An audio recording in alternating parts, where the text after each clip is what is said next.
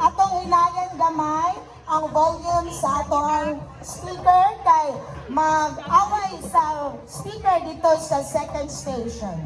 Kasi matingala ta nga muhinay siya sa atong panghilayan gamay technical group kay magsuag dito sa station 2.